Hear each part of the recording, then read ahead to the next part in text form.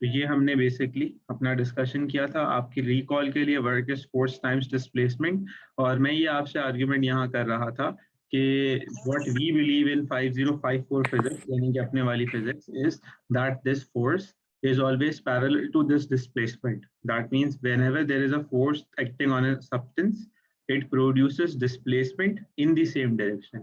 So if we have a case where, let's say, force is acting upwards or displacement happens to be downwards, or force is acting rightwards, displacement happens to be leftwards, so we need to look into it कि यार वो किस तरह से work हो रहा है या नहीं हो रहा। बट फिलहाल हम यही कंसिडरेशन करते हैं कि these are in same direction. Whenever there are two vectors that are in same direction, we label them as parallel vectors.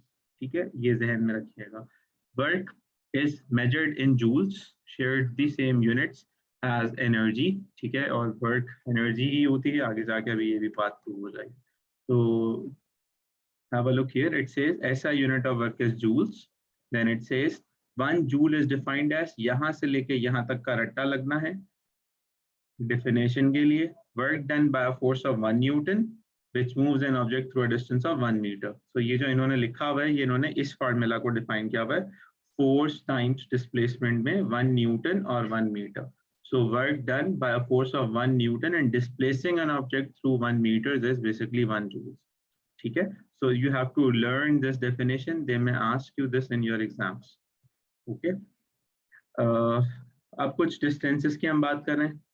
क्या हो रहा है यहाँ पे? There is some force, there is some displacement happening, so work is said to be done, है ना? ठीक है, फिर आगे आ जाएं। यहाँ पे एक स्पेशल केस को आप देख रहे हैं, जो हमने अभी नहीं पढ़ना, हम सीनियर क्लासेस में जाके पढ़ते हैं। वो स्पेशल केस क्या है? See this is a boy that is carrying some books. ठीक है, तो इसके जो हाथ हैं वो फोर्स ऐसे लगा रहे हैं। अब सवाल ये कि ऐसे क्यों लगा रहे हैं, पहले तो ये बताओ जरा।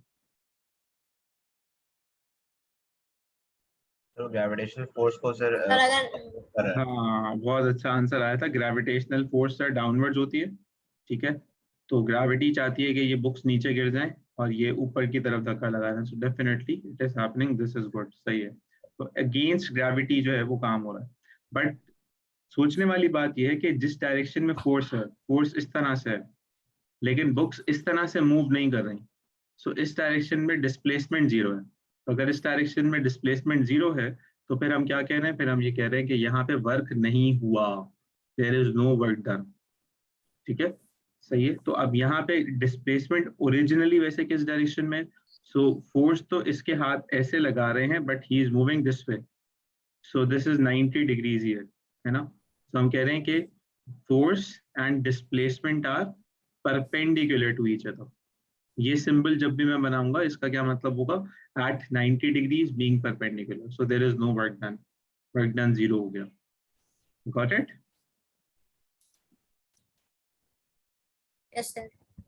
Any questions? No, sir. Okay, Sir, work sir. जी, सर यहाँ लिखा वर्क डन इक्वल्स, ये फॉर्मूला क्या समझ में नहीं आया, फॉर्मूला समझ में।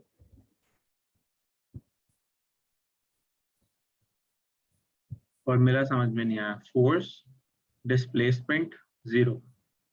तो डिस्प्लेसमेंट जीरो दिखाई हुई है इन्होंने, मीटर उसका यूनिट लिखा हुआ है इन्होंने, और फिर F times zero is zero ये दिखाया हुआ है इन्होंने। सही है, समझ में आ गया आप? जी सर।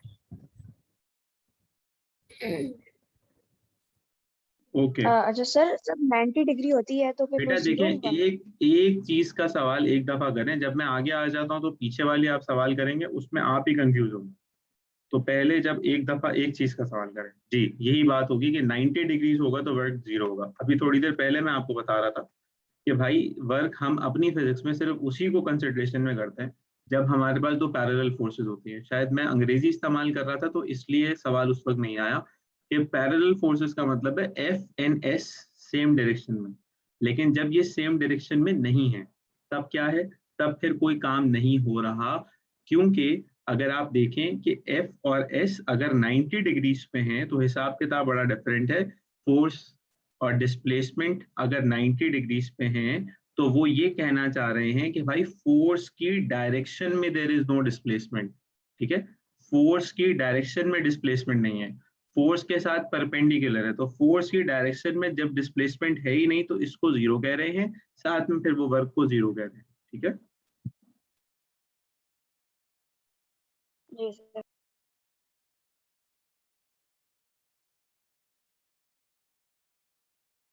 ओके, अब ये सी बात है, फिर जाहिर है जब हम बात कर रहे हैं कि अगर हम फोर्स अप्लाई कर रहे हों और हमारी फोर्स सफिशिएंट नहीं है इसे डिस्प्लेसमेंट को करने के लिए, तो ऑब्वियस सी बात है जब डिस्प्लेसमेंट नहीं होगी तो फिर यहाँ पे भी वर्क क्या होगा, नहीं होगा, ठीक है।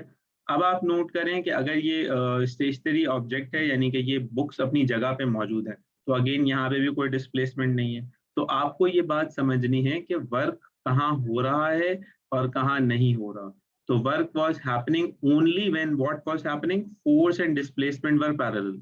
एक बात है बस।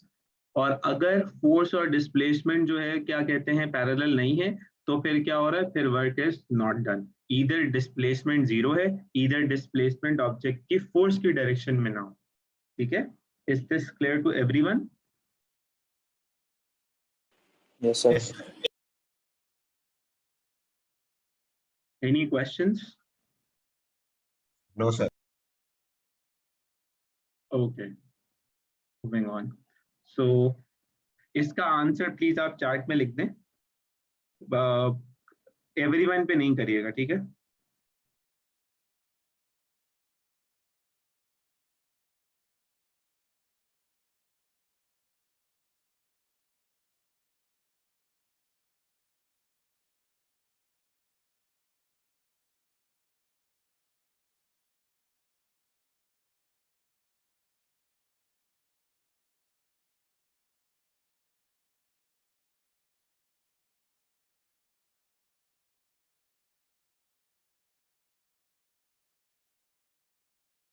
शहीर आलम बेटा, आपने जो मुझे आंसर दिया है उसमें आपने स्मॉल लेटर्स यूज किए हैं। यूनिट में हम कभी भी स्मॉल चीजें यूज नहीं कर रहे होते, स्पेशली अगर हम फिजिक्स में देखें तो जब आप यूनिट्स को अपने हिसाब से एडजस्ट करते हैं ना, यानी कि देखो स्मॉल एन और कैपिटल एन, तो there is a difference. Small N का मतलब होता है nano, nano equals to exponent -9 in physics, and capital N becomes what, newton. तो इस चीज का खास ख्याल रखना है, मैंने कहीं पे भी आपको स्मॉल एन का यूनिट नहीं दिखाया, ठीक है। तो ये आप जरा ध्यान से अपने पास सब बच्चे नोट करके रखें कि सर ने जो यूनिट दिखाया है हमें उसी में काम करना है, ठीक है। सो मोर और less I guess 90% of the answers given are correct. Does this need any more explanation कि ये 10 कौन सी साइंस से आया है?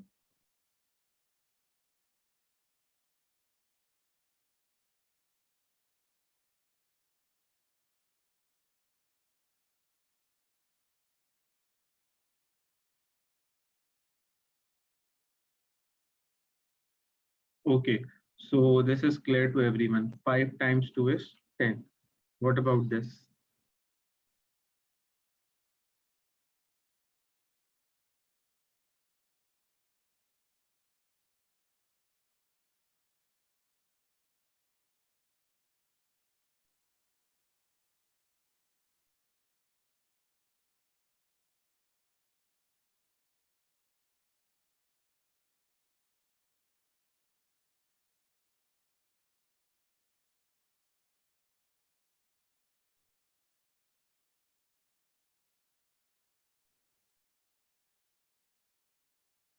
Beta, are you guys solving this?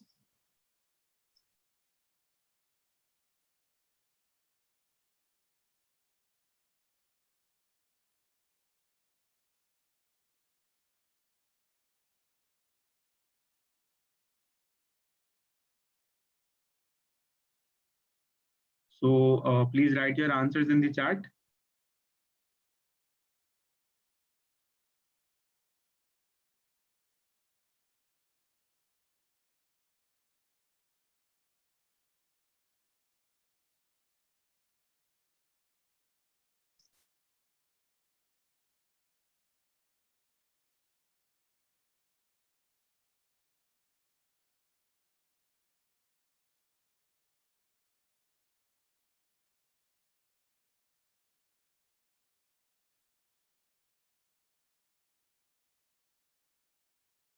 तो इब्राहिम बेटा मेरा ख्याल है नेक्स्ट क्वेश्चन पे आ गए हैं। Can you guys see this?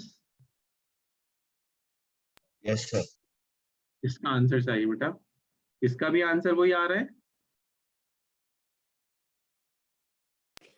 Ji sir.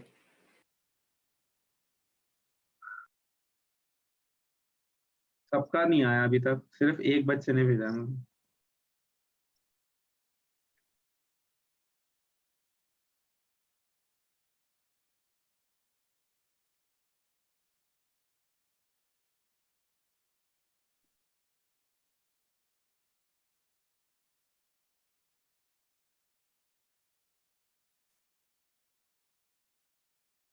Okay, सो यहाँ पे हमने जो काम किया है वो हमने क्या काम किया, हमने सबसे पहले फार्मूला फॉर फोर्स यूज किया है। It says mass times acceleration. So force आई है 2 न्यूटन। उसके बाद फिर हमने कहा कि 2 न्यूटन ने 5 मीटर्स का डिस्प्लेसमेंट कवर किया है। So work done is 10 joules. Is it clear to everyone? Yes, sir. Can I move on? Yes, sir. Okay, so then we are discussing kinetic energy. The formula is half mv square. Basically, whatever energy you are going to study is relevant to work. हम जब किसी भी object पे काम करते हैं और अगर वो ऑब्जेक्ट वाकई में मोशन में आ जाए, कंटिन्यूस मोशन में आ जाए, ठीक है, तो फिर हम कहते हैं कि जो वर्क हमने उस पर किया था it was stored as the kinetic energy of that object. So physics में टर्म काइनेटिक रेफर की ही जाती है मूविंग के लिए। तो वो एनर्जी जो किसी भी मूविंग ऑब्जेक्ट के पास होगी दैट वुड बी काइनेटिक। हम कहते हैं when a force moves an object, it does work on the object and the object gains kinetic energy. So how do we define kinetic energy? Energy by motion or movement is kinetic energy. ठीक है? Formula is half mv square where m is mass in kilograms, v is speed in meters per second. अच्छा, we don't write usually ek. What we do write is ke as half mv square. So whatever suits you guys, you can use that. Okay. तो अब इसको solve कर लेते हैं।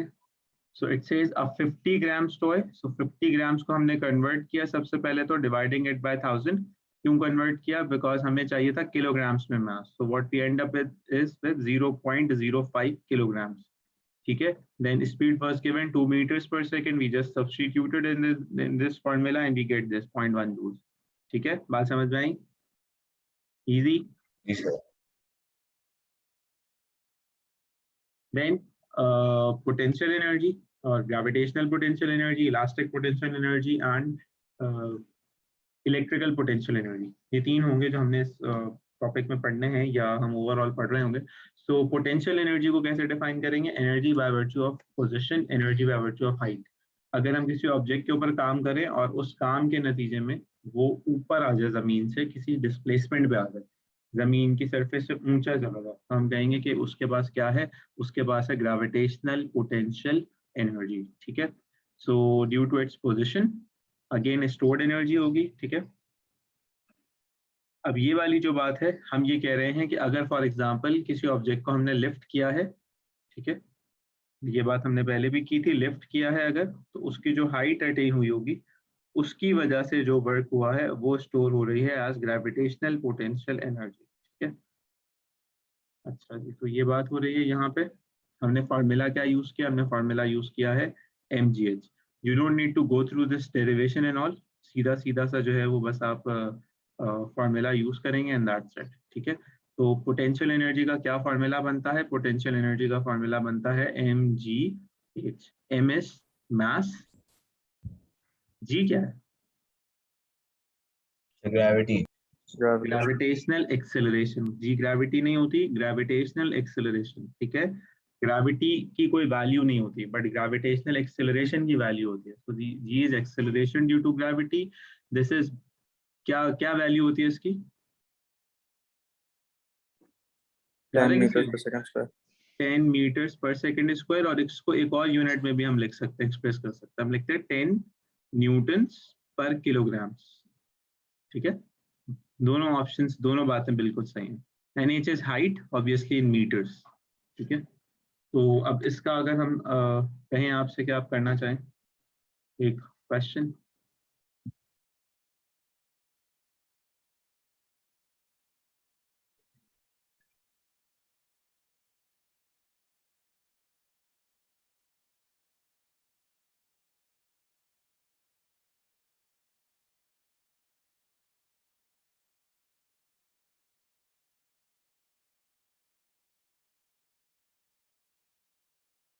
Ibrahim is answering. बेटा class में जो बाकी बच्चे हैं वो अगर पार्टिसिपेट नहीं करना चाह रहे तो सो दे में लीव, बिकॉज मैं अगर क्लास से बाहर निकालूंगा तो फिर आप दोबारा नहीं आएंगे क्लास में। सर सॉल्व कर रहा हूँ, 1 मिनट का। Okay, thank you.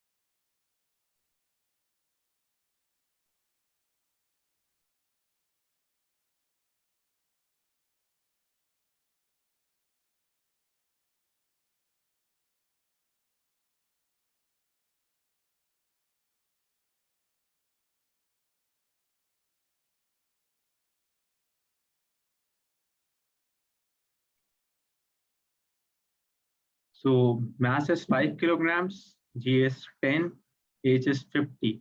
So we get 2500 joules. ठीक है, इसे कर सकते हैं।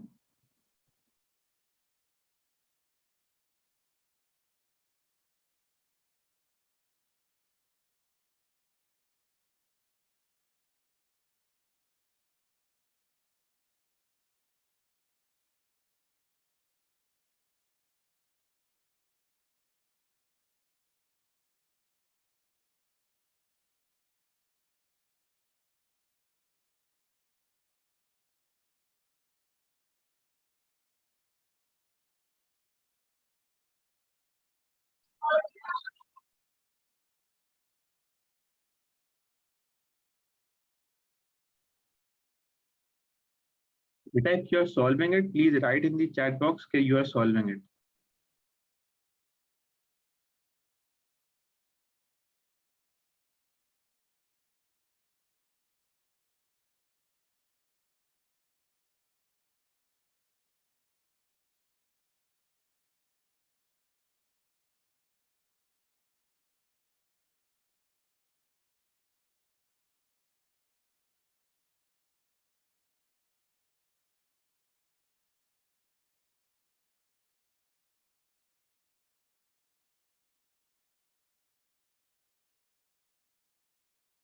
So far 3 लोगों ने आंसर किया है।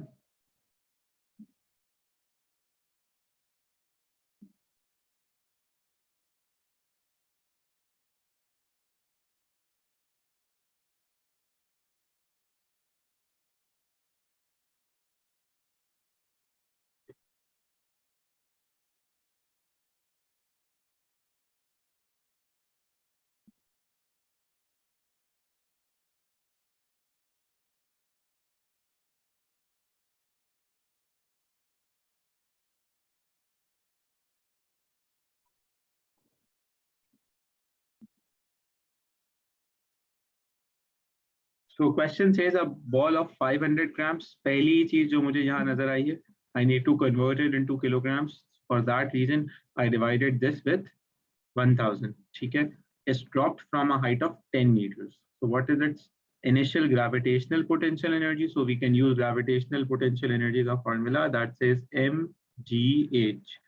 So m कितना है? 0.5 है, g कितना है? 10 है और h कितना है? 10 है। तो सर आंसर 50 है। 50 जूल्स आएगा। जबरदस्त, good. determine its velocity just before it strikes the ground. ये चीज थोड़ी सी शायद आपको सोचने वाली लगेगी, या मतलब जिसमें थोड़ा सा आपको 1 मिनट लगना चाहिए सोचने के लिए। बाकी पहले वाला पार्ट तो it was all basically a simple calculation. तो किसी ने मुझे अभी तक पार्ट बी का आंसर नहीं दिया, I am waiting for that smart child कि भाई आंसर दे दे यार। लगा सर मैंने मतलब दिया था सर, पार्ट बी का भी 50 जूल्स होगा ना? in that case that is incorrect.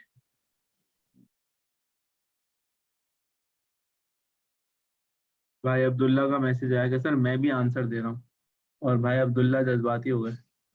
Abdullah Rashid ने पहला आंसर दिया है 10 बजे। Oh my God. उसके बाद वो अपने आप को ये कहना चाह रहे हैं कि उन्होंने आंसर दिए हैं। गुड बेटा अब्दुल्ला, क्या ख्याल है आपको, डू यू थिंक कि ये बात सही है?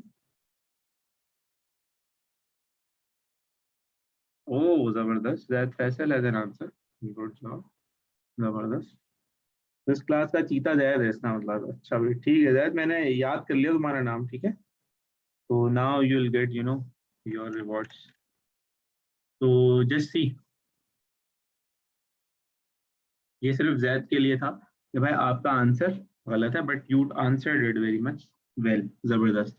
तो कन्वर्जन फैक्टर बड़ा सिंपल है। आप यहाँ पे क्या कर रहे हैं, आप यहाँ पे ये वाली लॉजिक अप्लाई कर रहे हैं कि भाई अगर कोई ऑब्जेक्ट है जो किसी हाइट से गिर रहा है, so as soon as it falls gravitational potential energy gets converted to what, kinetic energy. So अगर ग्रेविटेशनल पोटेंशियल एनर्जी 50 जूल्स थी, तो काइनेटिक एनर्जी कितनी होगी, 50 जूल्स होगी। क्यों? क्योंकि क्वेश्चन में कहीं पे कोई बात नहीं की गई देर आर सम लॉसेस या कुछ ऐसा कि कोई फ्रिक्शन है या कुछ साउंड है या हीट है, तो हमने आइडियल केस अज्यूम कर लिया। आइडियल केस अज्यूम करने का क्या मतलब है, जो भी पोटेंशियल थी वो सारी के सारी कन्वर्ट हो गए काइनेटिक में। सो यूजिंग दिस फॉर्मूला, ये सारी अंग्रेजी आप छोड़ सकते हैं, हमारे काम की नहीं है। यूजिंग दिस फॉर्मूला ये क्या आ गई, 50 जूल्स आ गई। सो मास वाज नोन, हमने वी निकाल लिया। Is it clear to everyone? Yes, sir. Any questions in this part?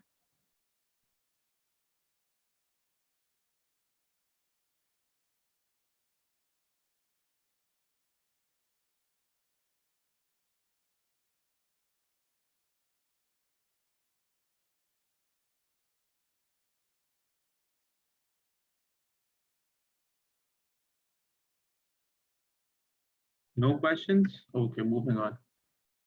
इसका बता दें।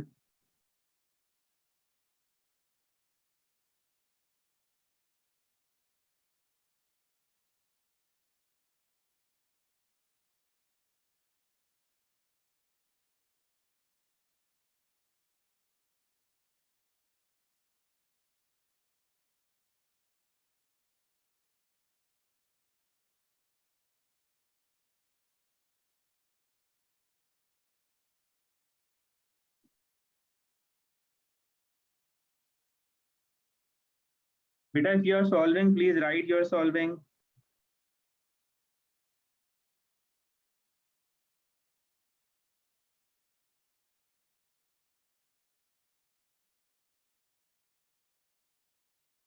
Okay. जो चीता इंसान है ना बेटा, अब चीता इंसान, अब तुम गलत नहीं करना चाहिए।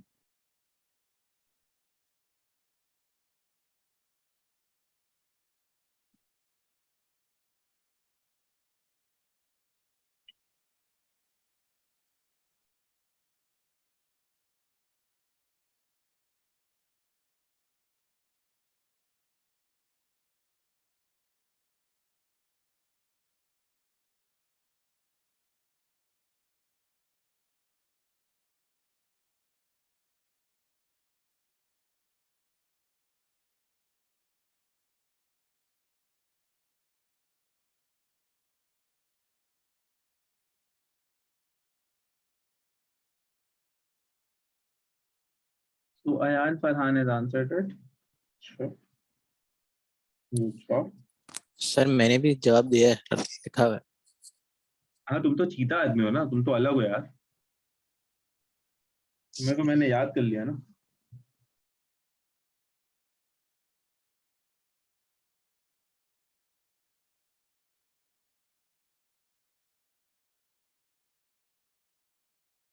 Mohammad Suleman has also answered it. Abdullah Rashid has also answered it. और मजे की बात ये है कि I have received 1 2 3 4 5 responses all different for the same question. क्या बात है, एक सवाल के 5 अलग अलग जवाब देने का टैलेंट है क्लास के अंदर। ये है हमारी फिजिक्स की क्लास। सारे दुनिया वाले देखें इस क्लास को, कि इस क्लास के हालात जबरदस्त हैं, जिसमें अभी फॉर्मूला डिस्कस हुआ था थोड़ी देर पहले। So a ball of 500 grams, 0.5 kilograms हो गई ये बात, is dropped from 10 meters. The energy loss of 10 joules की एक मैंने नई चीज डाली है, that's it. तो determine its velocity just before it strikes the ground. तो होना क्या चाहिए, लॉजिक ये कहती है कि भाई अगर वो 0.5 किलोग्राम से और 10 मीटर्स से गिराई गई है, तो सबसे पहले तो we need to find out gravitational potential energy। सही कह रहा हूँ, गलत कह रहा हूँ? बिल्कुल सही है। बिल्कुल ठीक है। तो हम कैसे निकालेंगे, फॉर्मूला था mgh 0.5 टाइम्स 10 टाइम्स 10। सही लिखा है मैंने? तो 100 मल्टीप्लाइड बाय 0.5 50 जूल्स। अब इसमें से लॉस हो गया 10 जूल्स का। इससे ये बात समझ में आई कि काइनेटिक एनर्जी कितनी होगी, 40 जूल्स होगी। सही कह रहा हूँ? सही कर रहा हूँ इनफैक्ट? ये बताएं पहले तो, अप्रोच सही है गलत है? से मुझे किसी से भी पूछ रहा हूँ, कोई मसला नहीं है। मतलब मैंने तो नहीं कहा कि क्लास में कौन जवाब देगा कौन नहीं जवाब देगा।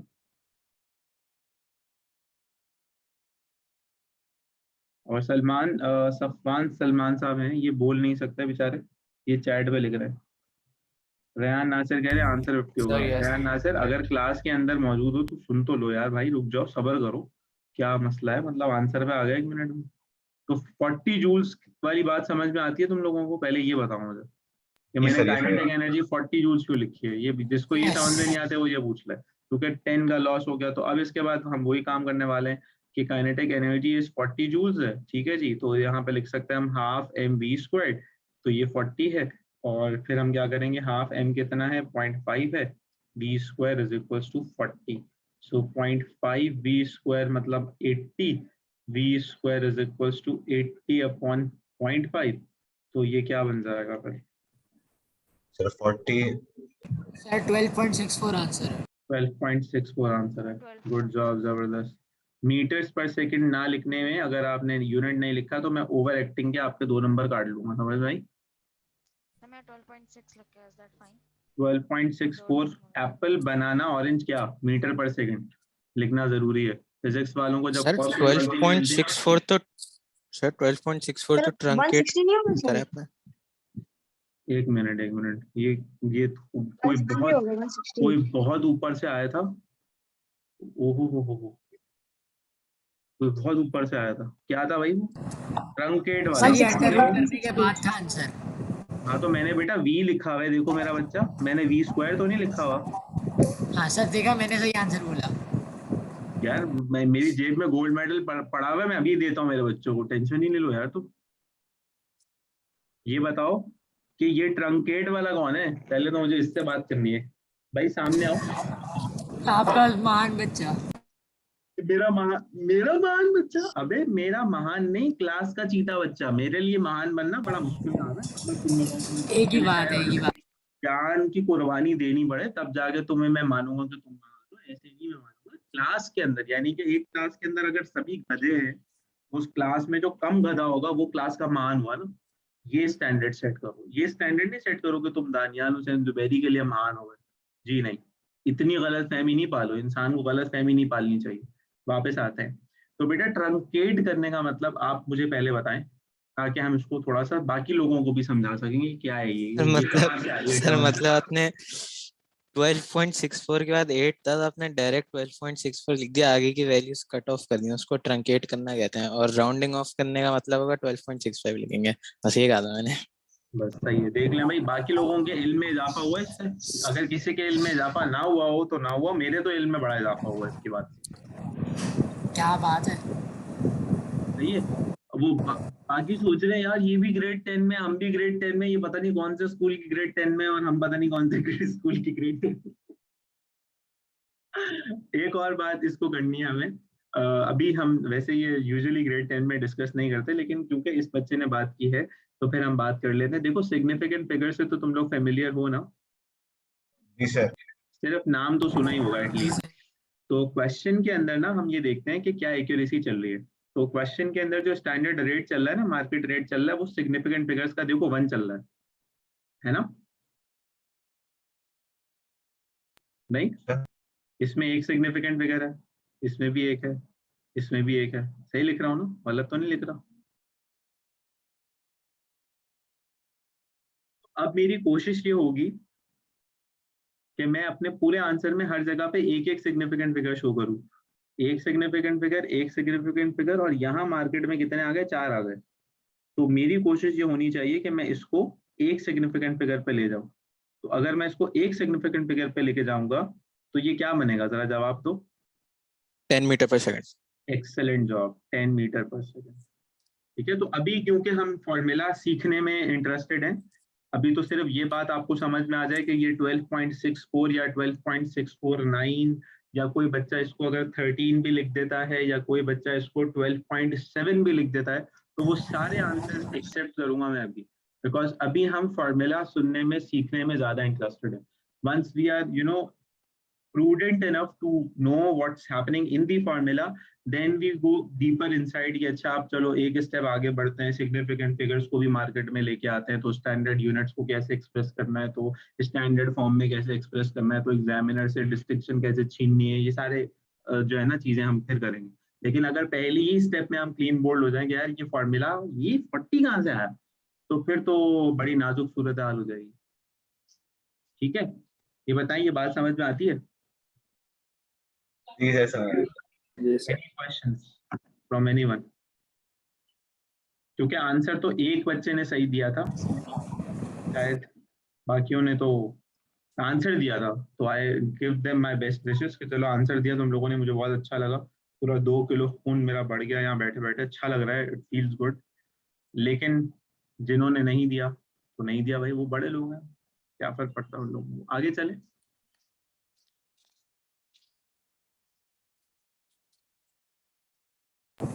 सर चैप्टर का टेस्ट नहीं था आज?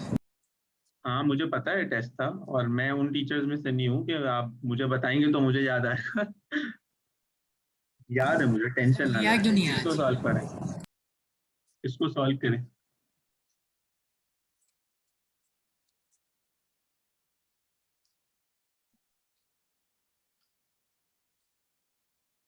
एक मिनट आपके पास सॉल्व करने में।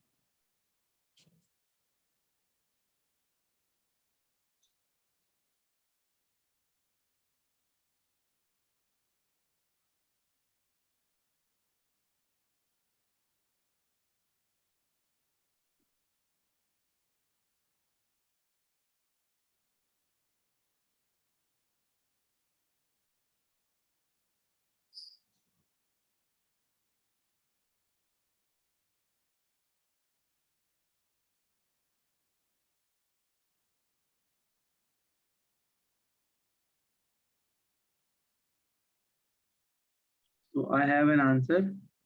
सवाल स्किप करने का ऑप्शन है अब्दुल्ला, नो ऑप्शन। गलत आंसर कर दो मेरा बच्चा, कोई मसला नहीं, बट आंसर करो। मुझे कोई मसला नहीं है तुम गलत आंसर दो, बट तुम आंसर दो, तो मुझे उसकी कोई लॉजिक भी दो कि तुमने क्या किया। This is how it works. ऐसा नहीं है कि आप हथियार डाल के चले जाएं, ये नहीं होना चाहिए। ये इंडियन जो है ना वो फौजी करते हैं, ये पाकिस्तानी फौजी नहीं करते। मर जाएंगे, शहीद हो जाएंगे, लेकिन हथियार नहीं डालेंगे। तो गलत आंसर दे दें, कोई मसला नहीं है, लेकिन आपने काम करना।